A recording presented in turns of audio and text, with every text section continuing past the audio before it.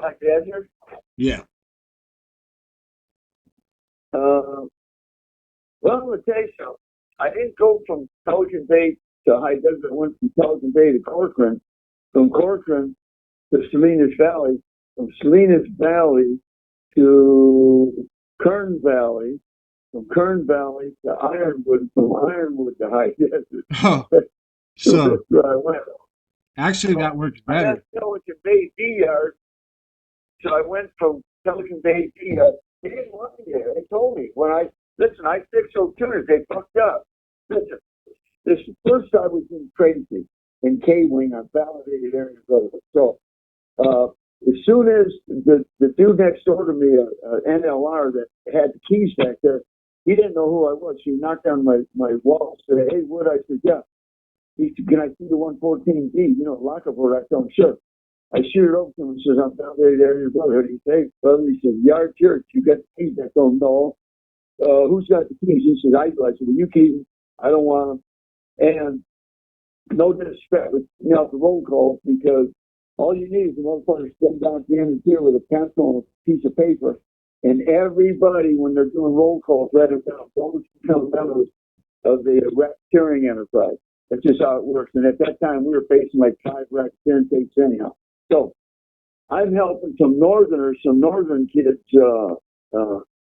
that caught a case out of Tracy, and when they found out I was helping them, the DA and the fucking lead, the homicide detective got with the warden, and I'd managed to talk to the one of the youngsters, Psycho, his investigator, and they kidnapped my ass. They didn't give me hearings.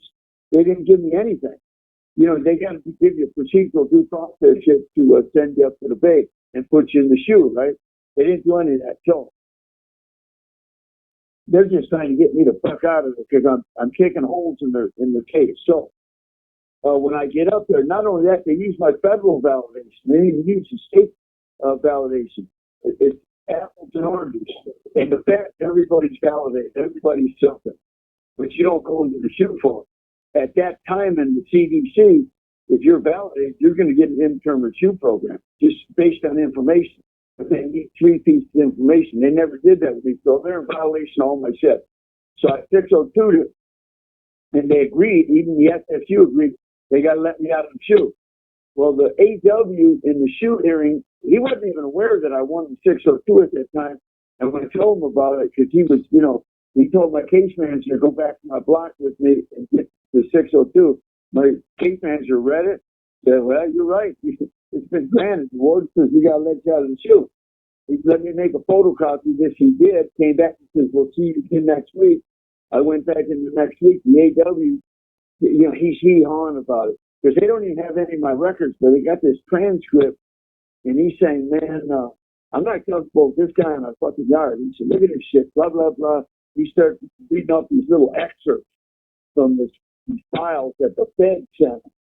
And so anyhow, finally, they got to let me go. So they CTQ'd me for like 23 days. Finally, they called me out to a hearing, and there's, you know, a bunch of AWs and their captains and all of this. They said, "Listen, man, Pressner's here from the Fed. They just basically, he wasn't trying to come here. They fucking kidnapped him out of the Fed, sent him here. And we're just telling you right now, we don't have no grounds right now to put you back in handshake or back in the shoe. So you can stay out in our yard, the yard here.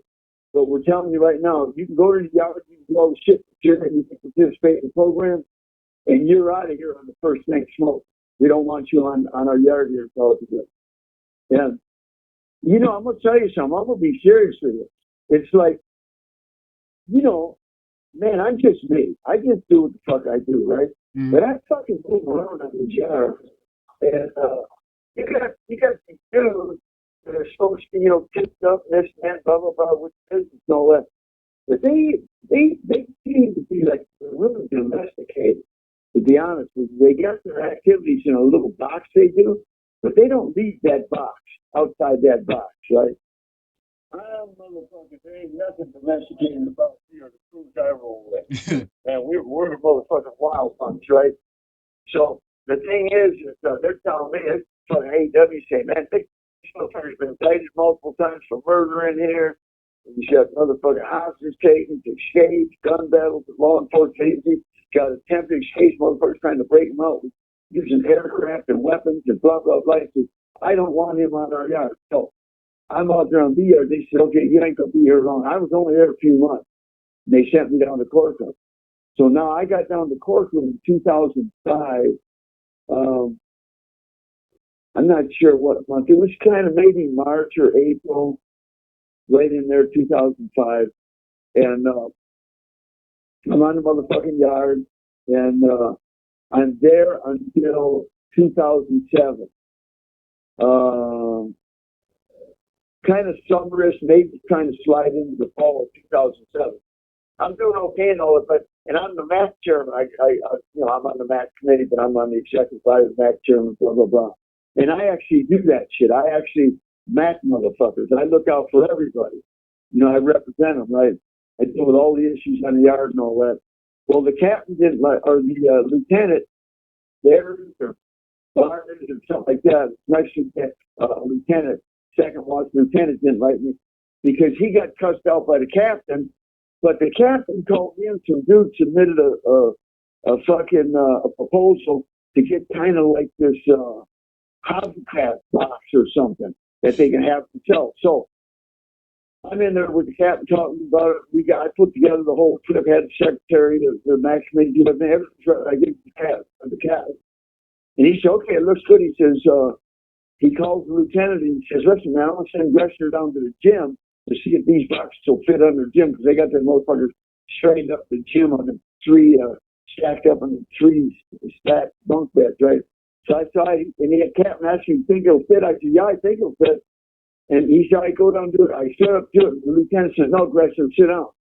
And he starts talking to the kid. So I sit down, and them two are chopping up. And the captain said, no, this shit will fit. He said, Gresham, go tell him I died. I get up. And as I get up, the lieutenant says, oh, Gresham, sit down. So I sit down.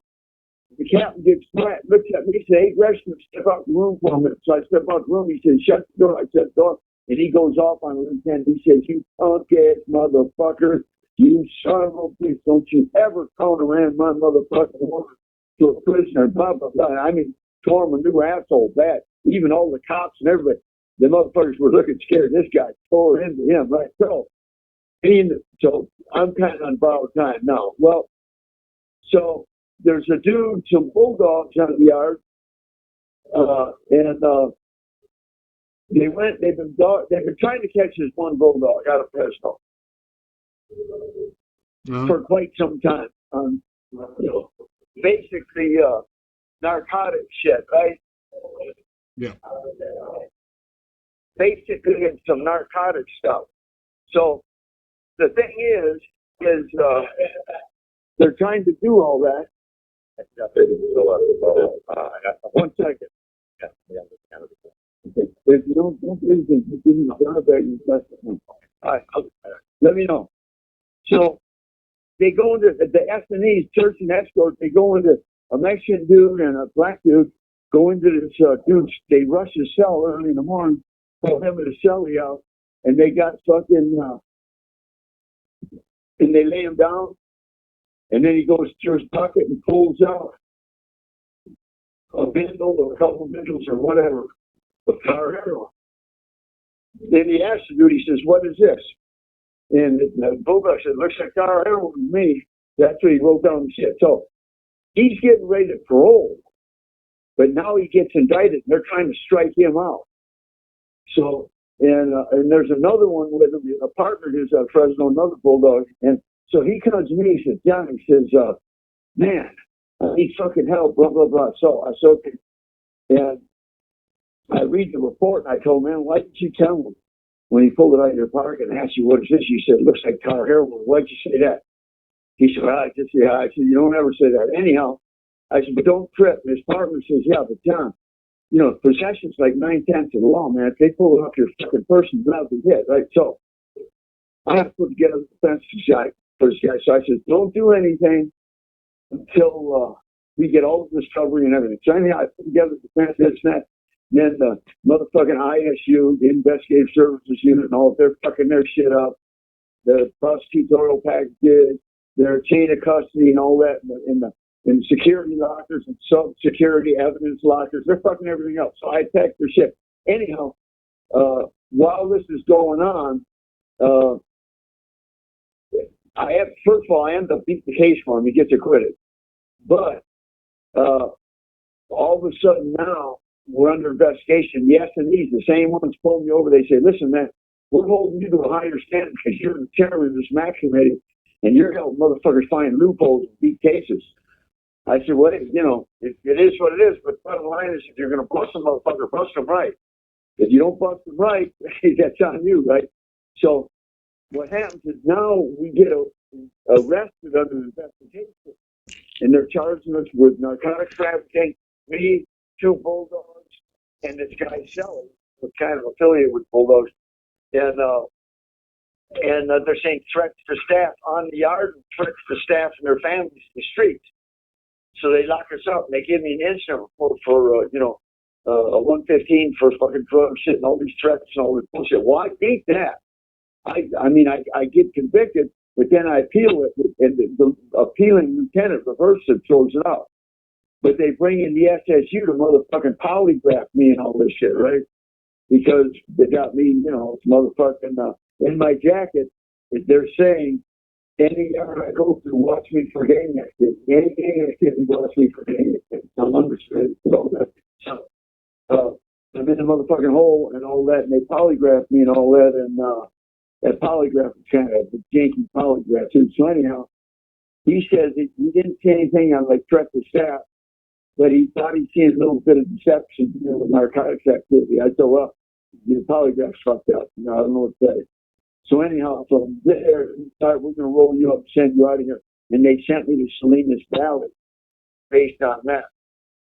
So when I got to Salinas Valley, some of the fellas that were in the shoot prior to that, Chess Brun, Billy Williams, them guys, they immediately came. I'm CTQ. They immediately came in the block to see me, got me pulled out. They're kind of like, you know, Matt reps and shit on the yard, right? So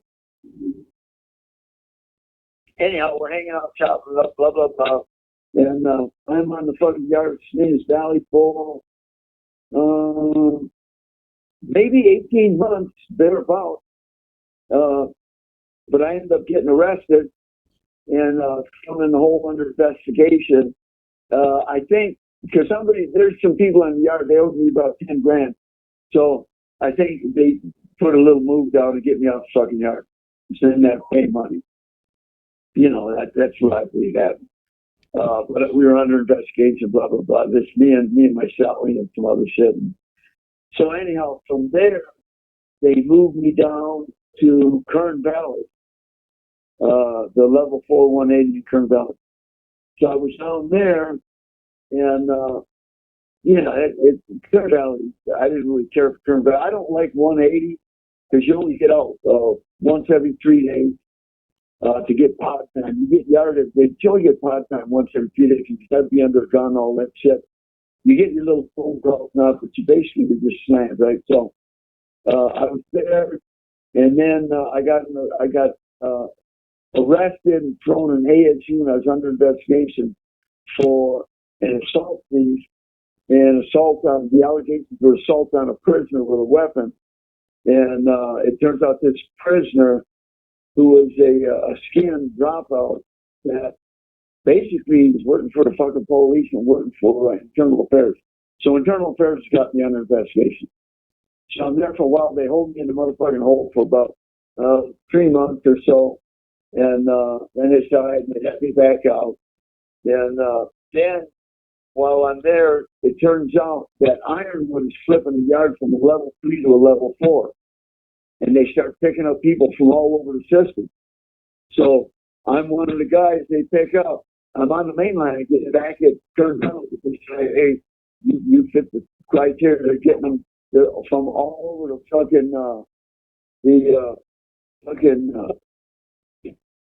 all over the fucking CDC, the prison. They're getting motherfuckers. And,